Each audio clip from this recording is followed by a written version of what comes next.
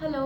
তো আমি অনেকদিন ধরে ফেসবুক ইনস্টাগ্রামে এরকম টেক্সট তোমরা আমাকে করছো যে দিদি নার্সিং রিলেটেড গভর্নমেন্ট জবের জন্য কিভাবে প্রিপারেশন নেব।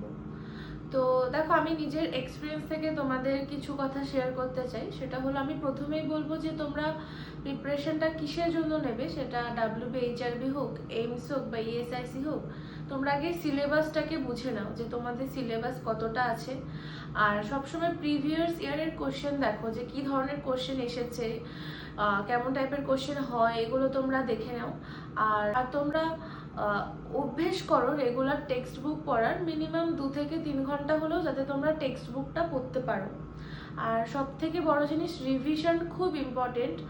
তো অনেকেই আমাকে মেসেজ করে যে কেউ সিএইচওতে পোস্টিং আছে, কারোর ক্লিনিক্যাল ইনস্ট্রাক্টরে পোস্টিং আছে, খুব ব্যস্ত থাকি, কিভাবে সময় বার করব বুঝতে পারছি না।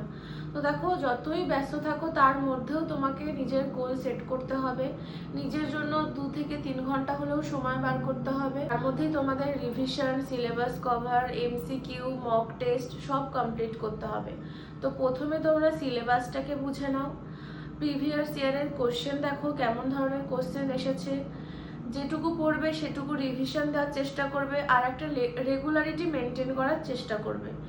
ট্রাই করবে রোজ 2 থেকে 3 ঘন্টা করে পড়ার, সপ্তাহে একদিন করে মক টেস্ট দিতে পারো, যেটা খুবই ভালো।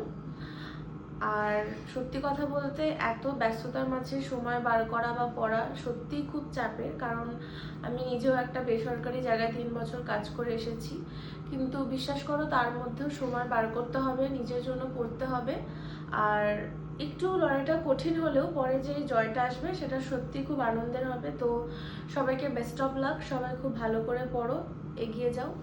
টাটা।